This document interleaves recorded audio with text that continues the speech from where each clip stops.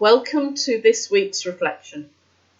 This reflection is about affirmation, assurance, thanksgiving, and congratulations.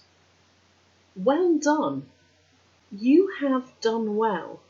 We are beginning to emerge out of lockdown, and you have come through all the situations that you have encountered over the last 3-4 months.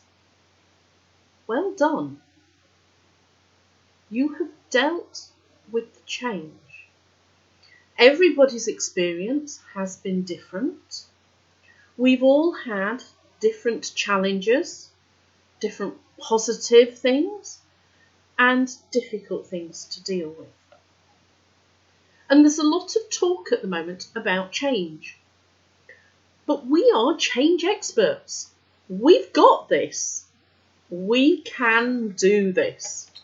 You can do this. Over the last 6 months, the world has changed. Just before Christmas, we began to hear reports of a new deadly virus.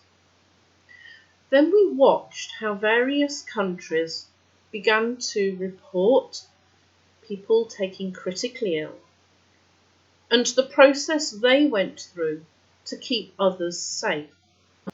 Some of us had to make quick returns from travel because countries were closing their borders. Other people had to remain where they were and haven't been able to leave. And then our turn came here in Ireland. We went down into lockdown early March. It was a necessary change. And although stressful and unknown, we did it. And as one of the TV adverts running at the moment puts it, we have all played our part. Whether that was to remain at home, cocooning, whether that was to become a home school teacher, whether you were serving your community, volunteering, working in essential service industries, keeping the food supply going, serving in grocery stores, the removal of rubbish, becoming an online teacher, learning how to create online church and learning how to take part in that, or facing untold challenges in the health service, addressing needs of the acutely sick, or supporting and working with the most vulnerable in our society. Whatever your part has been in keeping each other safe, our communities safe, and ourselves well, you have done it. And we are now beginning to emerge. Well done. Sadly though, not everybody has made it. There have been loved ones, friends, people we know who have passed away during this period of lockdown. People whose funerals we haven't been able to go to. Families we haven't been able to personally support in their presence. Grief has not been normal. And as we emerge from lockdown, we need to create a safe space for our communities and for ourselves that allows us to say our goodbyes to grief, to let out the sorrow, to express all the experience of lockdown, the good and the bad, whatever they may be. And as the writer of Psalm 139 reminds us, there is nowhere we can go where God is not. Whatever our experience has been, God has been present, whether we have recognised that or whether we just trust that promise. God has not forsaken us through this time, but has been ever present with us.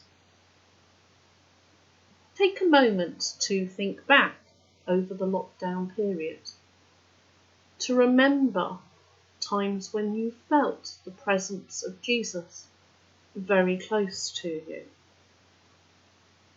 and give thanks. And give thanks for the times that you weren't aware of his presence, but trust in that promise that God never forsakes us, and he was there.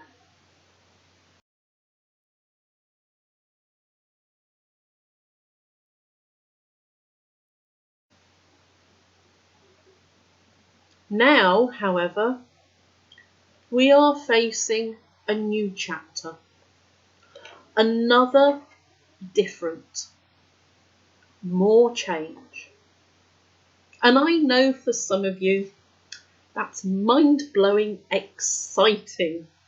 It's a great opportunity to look at systems, to look at structures, to look at the way we do things, the way we communicate. All of this great challenge and opportunity that is before us is filling you with enthusiasm to move forward. And I am very conscious that for some of you, it is raising yet more anxiety, more stress, more exhaustion. COVID-19 hasn't gone away, and we have to move forward aware of that. And then there are all the other reactions in between. How you approach the change. And that's all right. That's human.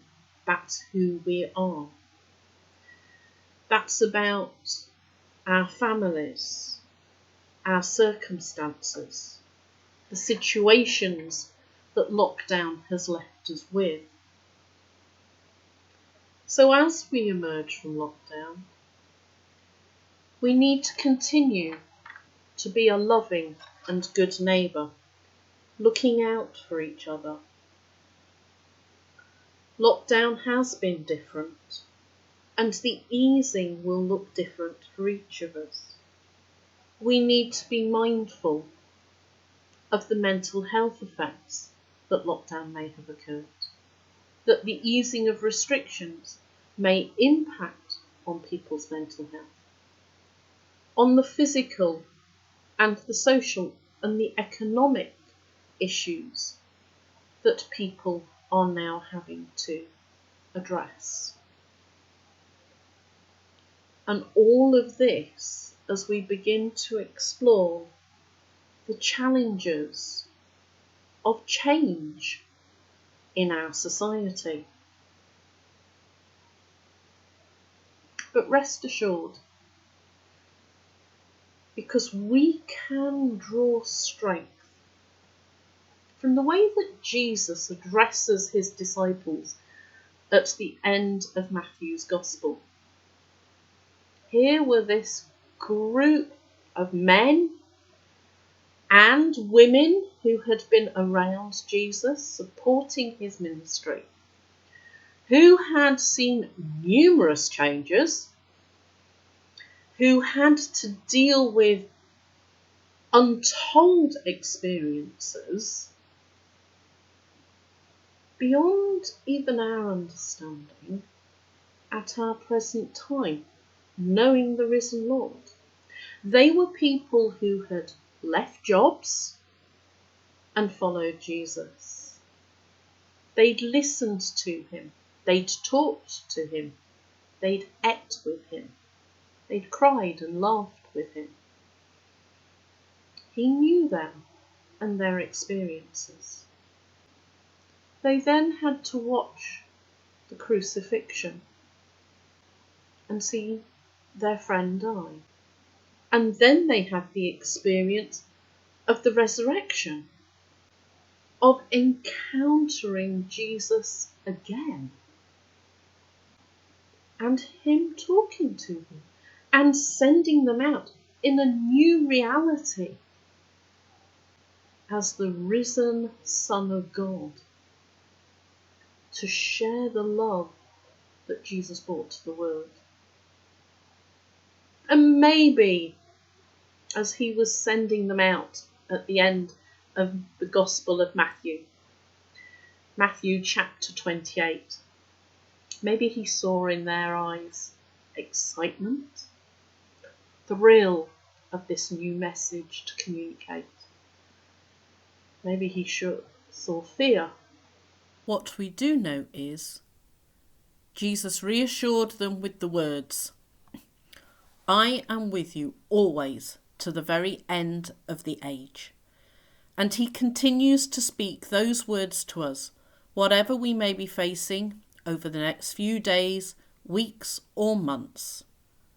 Jesus says, "I am with you always to the very end of the age." Amen.